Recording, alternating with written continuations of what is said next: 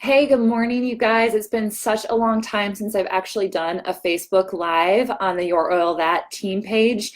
I think I've just been so soaking in the reboot and restore and just being taking action in my own life just to get a little healthier and learn a little bit more. But I'm excited to be back on a live with you guys today. The topic of conversation is how in the heck do emotions and essential oils work together? How do essential oils affect emotions? Because it is a huge question. It's like, how do we have this sensory experience with essential oils? And why in the world, when you smell an oil, and I've got Balance here, this is one of my favorite blends from doTERRA. I think every mother, woman, and their children should have Balance in their homes. But how does this grounding blend actually work with our brain chemistry? And I've been getting more and more questions about that. So I wanted to address that in this little Facebook Live today so you guys can learn a little bit more and then maybe go off and investigate for yourselves if this topic interests you. I'll also be sharing with you some of my favorite resources as I've been learning about the topic, and you might enjoy diving in a little bit deeper yourself. So let's just get started. So you guys, the part of the brain that connects our emotional is basically our emotional control center is called the limbic system. Okay, you might have heard that before in some of your readings, but it processes your sense of smell and deals with three functions, emotions, emotions, memories, and arousal or stimulation. So let's start with a quick vocab lesson so we are all on the same page. Okay, the first word that you guys need to know in this conversation is neuron. This is also called a nerve cell, and it's a cell that carries electrical impulses. Okay, neurons are the basic units of the nervous system. There are up to 100 billion in the brain, and they can send information from the brain to the rest of the body. Okay, so that's a neuron. Neuropeptides are small protein-like molecules used by the neuron to communicate with one another. So neuropeptides stimulate hundreds of activities in the body, including food intake, learning, taste of smell, and memory. Receptor is the next word, and this is usually a cell, usually a neuron. Okay, so a neuron can be a receptor, which receives stimulation from the neuropeptide. Okay, so you've got this little neuropeptide hitting onto a receptor, oftentimes on it, which is also a neuron. And then we have neurotransmitters.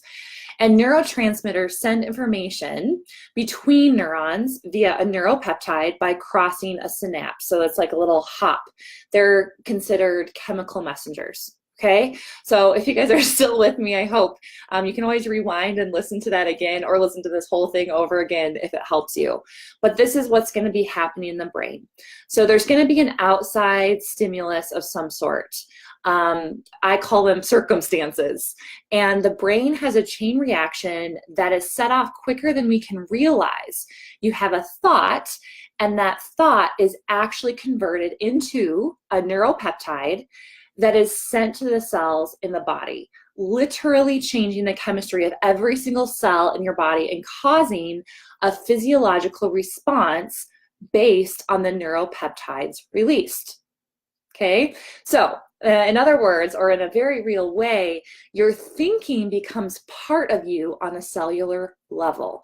The different neuropeptides that are sent are what we feel as an emotion in the body and the physiological response. Are you guys with me so far? I hope so. Smell is so powerful, okay? This little bottle of oil is so powerful because the olfactory bulb in our brain gives smell a direct passage into that limbic system where they imprint with emotional responses that we have to that outside stimuli. They become part of the memory of the thought or the emotional response to the circumstance. So the more we think a thought and have that emotional response, the more the memory or that neural pathway is strengthened in our brain. You can also relate to this if you think about muscle training. So if you're doing a bicep curl, The more often you do the bicep curl, the stronger your muscles become, the more your body builds the muscular response, so you can do that action of the bicep curl more easily in the future, okay? So in the same way, this is why emotions can trigger such an incredible response in our bodies. So essential oils in my research work different ways in the body and the brain to affect our emotions, okay? First, they can interact with the limbic system and the amygdala, which plays a major role in storing and releasing emotional trauma. When you smell an oil, okay, I got my balance here, it can actually clear receptors in the cells, which detox the emotion. Okay, citrus oils specifically are great at clearing the receptors in the cells, which means that they can help with the emotional detox on a cellular level. One of the first oils that I fell in love with when I got into doTERRA was Citrus Bliss. And I feel like emotionally, Citrus Bliss really helped clear out some emotional junk that I had just because of that whole system, the limbic system, directly to the brain. All of that really had an incredible effect on me personally. But citrus oils, any of them, not just Citrus Bliss, are great for that. But oils can really be used to help disrupt thought patterns and to help establish new ones too. So basically new neural pathways. So let's get into that a little bit more by using a personal example. Okay, so when my thoughts would start spiraling and I start having feelings of anxiety, one thing I have been doing is stopping. So I had to catch myself in the middle of that feeling of anxiety, but I would stop and smell the essential oil and repeat thoughts that my brain could believe.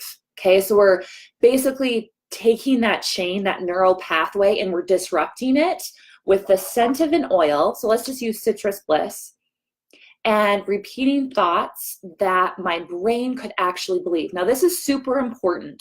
You don't want to use thoughts that your brain doesn't believe, okay? Things that are maybe too outlandish or too out there, but something that, something that I could believe that really helped me change the response in my body. So I'm feeling anxious, I'm feeling overwhelmed, I've got a lot to do, my toddler is screaming.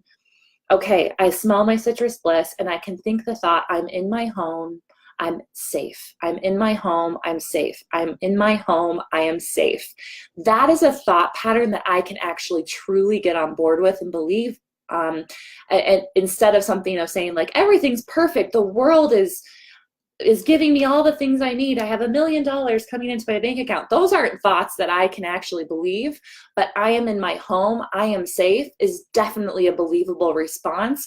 That's better than that feeling of anxiety. So again, smelling the oil, triggering that new thought pattern is a way that in the future, I can use that oil to again inspire that same thought pattern to get me out of my response of anxiety and stress. So my brain basically starts to recognize the pattern of smelling an oil and having a positive thought pattern and literally a chemical response in the body. This isn't woo-woo, this is actually physiology in the body that helps strengthen a new neural pathway. You guys, our bodies are so synergistic. Emotions happen on a cellular level, just as physical health is on a cellular level, right? Just like when I talk about in my love for nutrition, what we eat is what we become. The same is true of what we think. What we think is who we are. It is what we are at our core, okay? When we use an oil, we will have that physical and an emotional component because they're inseparable. The physical and the emotional are one. They work together in the body. And it's a hard concept to put together, but you can look at the science and it's there. They're completely inseparable. Our emotions directly affect our physiology. So oils that cause emotional responses are having specific effects either in the limbic system or in the cells of the body. It's really quite fascinating and very cool. So, okay, so I'm hoping that wasn't too overwhelming. Do you guys have any questions? How did that feel? I'm still learning about essential oils and this emotional piece, and I'm still getting my head wrapped around all of it, but Again, go back and listen to this again and let me know what came up for you. But if you haven't tried to use your oils, you know, a lot of people talk about oils for other types of health, but emotional health is so critical to the root of our physical vibrancy and health that I find if we're not using our oils for the emotional component that they can offer, we're not using them in their full capacity. So again, I got my Citrus Bliss. It makes me feel so good when I smell Citrus Bliss. It has since the very first day I opened my first bottle of Citrus Bliss.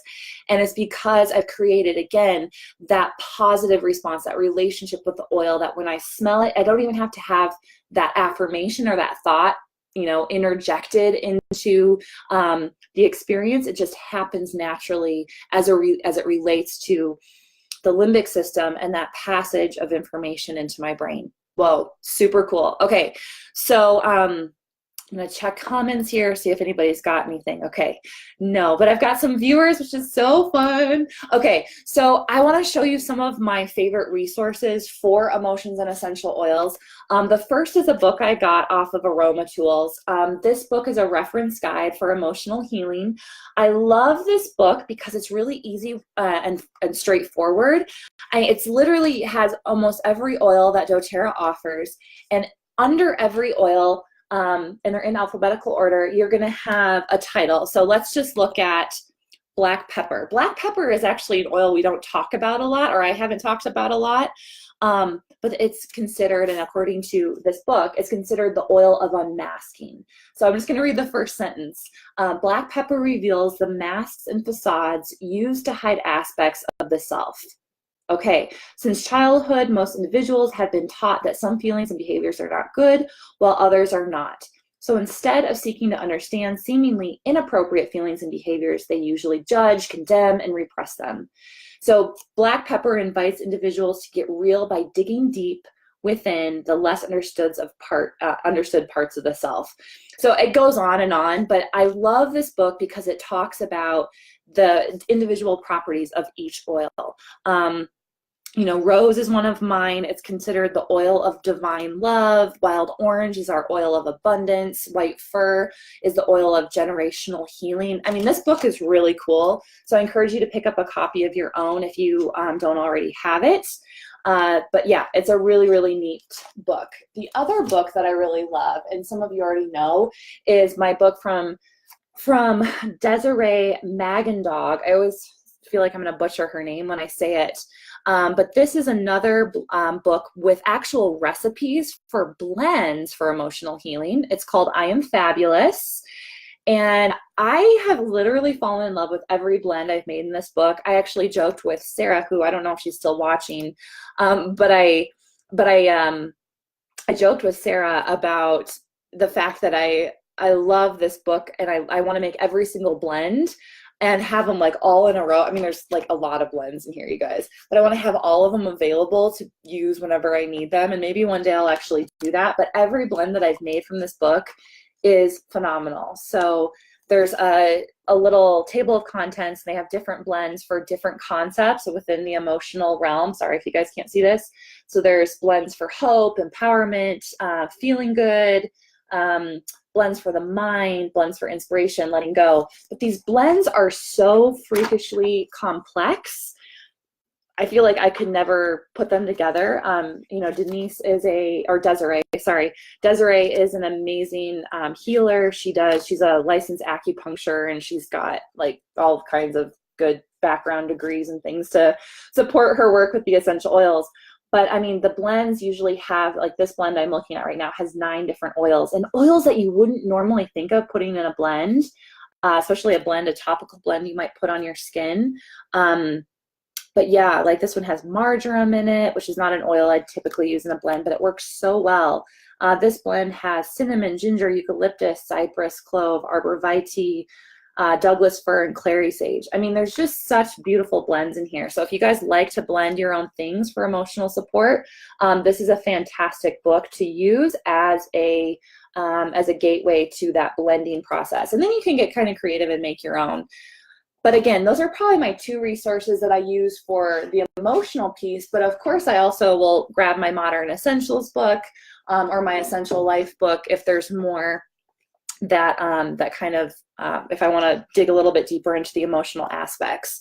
So there is good information in both of those books as well. So it looks like Kaisu, I'm glad I like biology at school, so these things are easier. Yeah, I know. As I went through Kaisu, as I went through all of those terms, I know I had to read them over a couple times myself. And the thing is, with emotions and essential oils, you don't have to know all the chemistry. I just know there's a lot of people out there that want a little bit more of that tangible information to help them understand why the heck these oils work. But the reality is, and I think we all know this through the experience of our own lives, that our emotions can be triggered by many things. And if we're suffering from negative emotions, whether they be things related to stress or anxiety, depression, there are alternative ways to interrupt those neural pathways that we've probably created to be so freakishly strong, right? If you find yourself cycling into depression regularly, those neural pathways are really hardcore. And there's tools other than medications. And I'm not saying you don't, I never tell someone to come off their medication if they've got, a serious mental, concerns or issues that they're working through. Never, ever. But we can use oils in support of other therapies to help break those neural pathways and create resiliency and vibrancy in the body once again. And that's where I love these oils from doTERRA. They're so incredibly pure. I don't go out to Walmart and get my essential oils. I get them from doTERRA because they're incredibly pure. There's no impurities in them. They're organic, they're safe, they're clean. They are tested a million times to ensure that we're getting literally the best essential oils in the entire planet. So anyway, off my soapbox, Kaisu made another comment. She says, only yesterday I wrote a scheduled post about implementing this in practice. Oh, cool. So Kaisu, thank you. Yeah, I know you're instrumental giving that information out to some people in another Facebook group. So it's amazing. This information needs to be shared, you guys. So if you have any questions about emotions and essential oils, please let me know. I would like to plan a class around this in the near future. So if you guys have anything that you want to learn more about as it relates to emotions and essential oils, please let me know, and I'd be very excited to incorporate that in. So everyone have a great day. It was lovely chatting on a Facebook Live. It's fun to be back, and I will see you all on the forum.